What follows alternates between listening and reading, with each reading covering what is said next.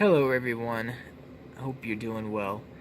Sorry again that there's not a screen capture for this movie review. I'm trying to hold this as still as I can, although I never end up holding it as still as I think I'm holding it, so sorry about that. I'm going to try to get the whole screen capture and or tripod thing figured out and situated. But I did not have time today because I was dishing out reviews on the Man of Steel miniseries. I did issues 2 through 6 today. Got them all done all in one day, so I'm happy about that. But I did want to get this one review out before any more time went on. Since I did see this yesterday, it was fantastic, and I really just want to do a quick review on it. But first, I would like to share my condolences with Steve Ditko's family, friends, and of course his fans. Unfortunately, Steve Ditko passed away yesterday at the age of 90, I believe.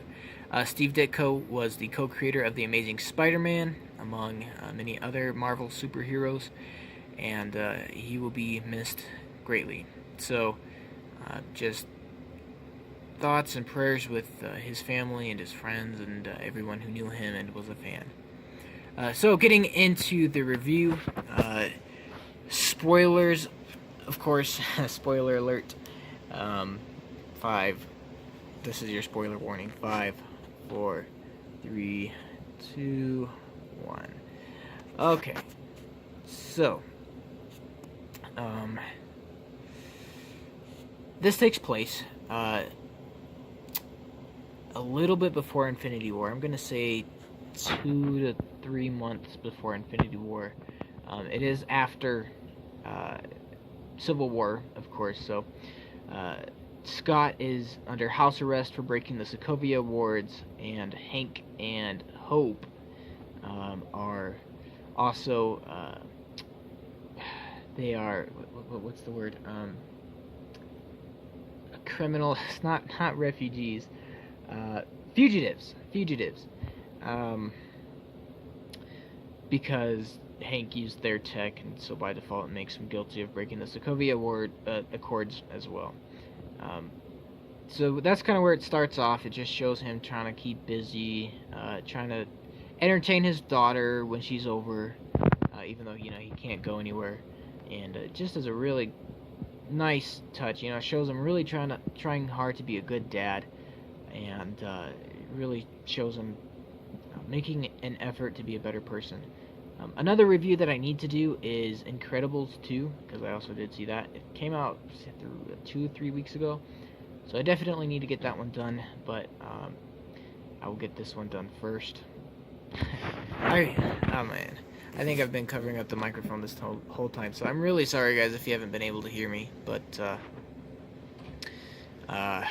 hopefully you heard all that. So I'm not gonna go into too much detail about what happens in the movie. This ghost chick down here,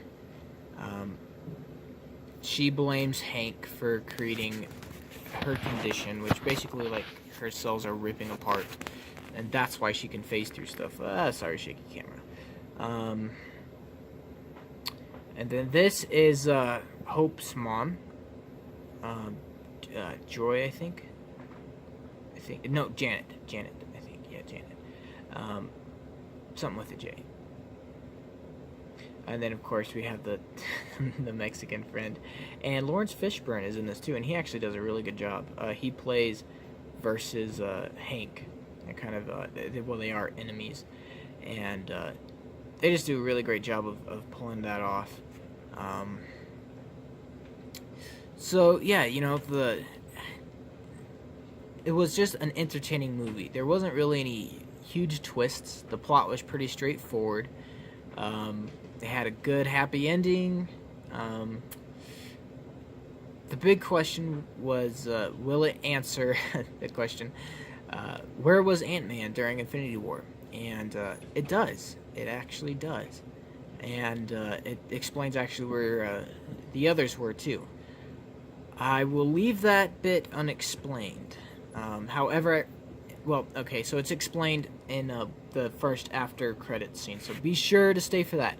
However, don't stay for the last one after like the black and white letter credits, the scrolling credits, because that one is just stupid. So if you go and watch the trailer, and you see the ant playing the drums, that's literally all it is.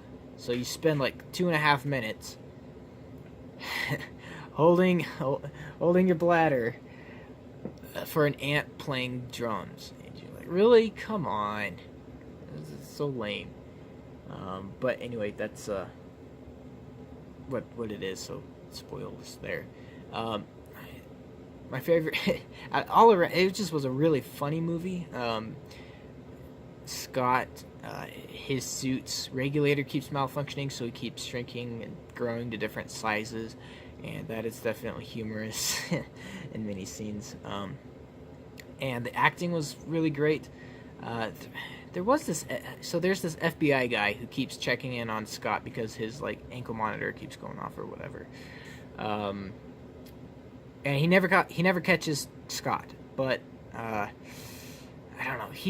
He was funny, but I think the actor was just trying a bit too hard to be funny. It didn't feel extremely organic. Like, it was funny, it made you chuckle, but it definitely felt like he was trying to make it funny. But besides that, everything was great. The Wasp was really cool. And it was really nice that they didn't make her completely outshine or outdo Ant-Man.